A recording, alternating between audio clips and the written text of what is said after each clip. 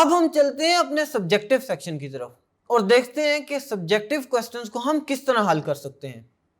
सबसे पहले मैं आपको स्ट्रेटेजी बताता हूं कि जिसके थ्रू आपको ये पेपर अटेम्प्ट करना है ताकि आप अच्छे मार्क्स ले सकें। फॉर एग्जाम्पल, अगर आपके पास कोई लॉन्ग क्वेश्चन आया है तो आप उसको फौरन मत अटेम्प्ट कीजिए। सबसे बेहतरीन चीज कि आप 3 से 4 मिनट लीजिए और माइंड मैपिंग कीजिए कि आप इस क्वेश्चन के अंदर क्या क्या लिख सकते हैं। एक इंपॉर्टेंट चीज ये याद रखिए कि पेपर प्रेजेंटेशन बहुत इंपॉर्टेंट होती है किसी भी पेपर को सॉल्व करने के लिए। सबसे पहले ये कि आप मार्जिन्स लगाएं कि जो बोर्ड ने मुख्तस किए हुए हैं उसी अंदाज से आप मार्जिन लगाएं। उसके बाद आप कोई डेफिनेशन लिखें या कोई कोट लिखें तो उसको इन्वर्टेड कोमास में लिखें और ब्लैक और ब्लू पेन का इस्तेमाल करें।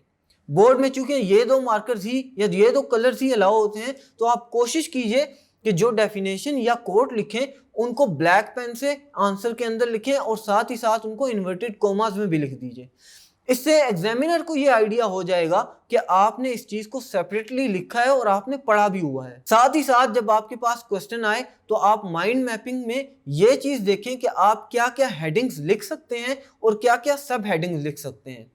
इसी तरह जो हेडिंग्स होंगी आप उनको ए बी का टाइटल दीजिए, सब हेडिंग होगी उनको 1 2 3 का टाइटल दीजिए ताकि ये वाज़ेह हो जाए कि हेडिंग क्या है और सब हेडिंग क्या है।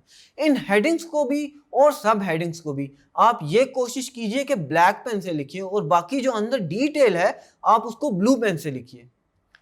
इन असूलों पर चलते हुए अगर आप क्वेश्चन को अटेम्प्ट करेंगे तो आपकी एक तो पेपर प्रेजेंटेशन अच्छी हो जाएगी और ये वाज़ेह हो जाएगा आपको कि आपने क्या आंसर किस मौके पर देना है।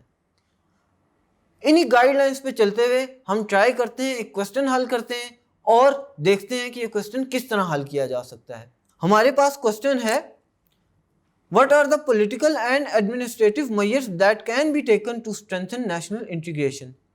यानी क्या पॉलिटिकल और एडमिनिस्ट्रेटिव मेजर्स इख्तियार या इस्तेमाल किए जा सकते हैं जिनसे हम नेशनल इंटीग्रेशन को स्ट्रॉन्ग कर सकते हैं।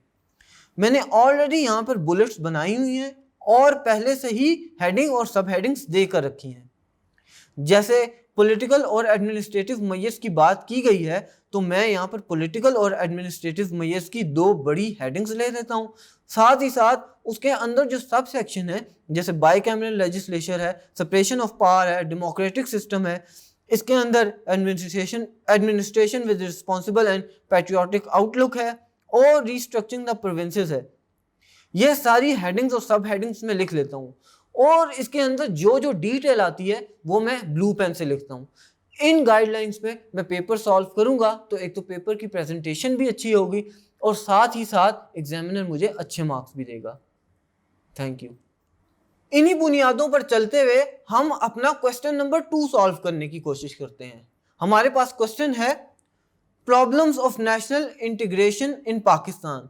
यानी पाकिस्तान में क्या प्रॉब्लम्स हैं नेशनल इंटीग्रेशन के, हमने उनको इनलिस्ट करना है और डिटेल में लिखना है। फिर वही माइंड मैपिंग कीजिए और उन प्रॉब्लम्स को अपने दिमाग में लाइए, उनकी हेडिंग बना लीजिए। मैंने यहाँ पर तकरीबन 11 पॉइंट लिखे हैं जो कि पाकिस्तान की नेशनल इंटीग्रेशन में मसला पैदा कर सकते हैं या प्रॉब्लम्स हैं। उनको 1 बाय 1 आप लिखिए, ब्लैक पेन से हेडिंग दीजिए, साथ ही साथ जो इनकी डिटेल है वो ब्लू पेन से लिखिए।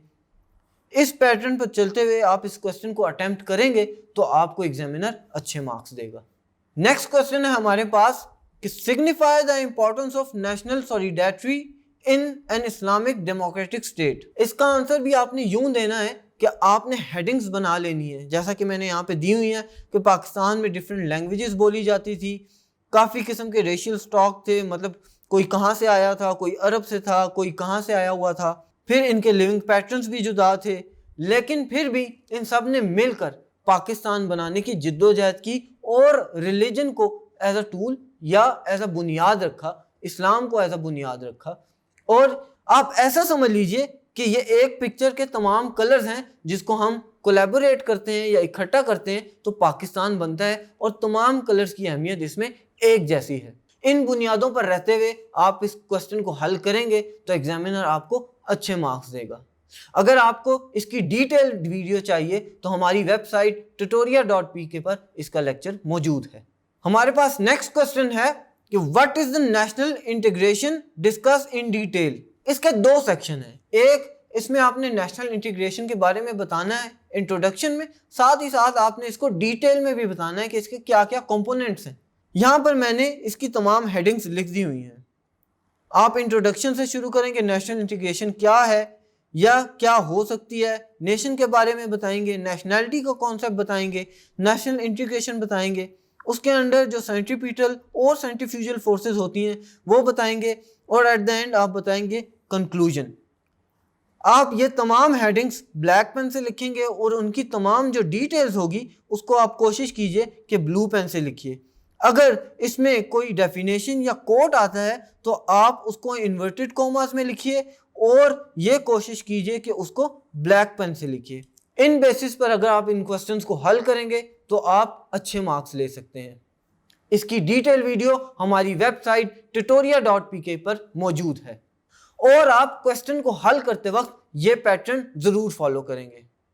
आपसे फिर मुलाकात होगी, तब तक के लिए this is Sajjad Haider from tutoria.pk signing of.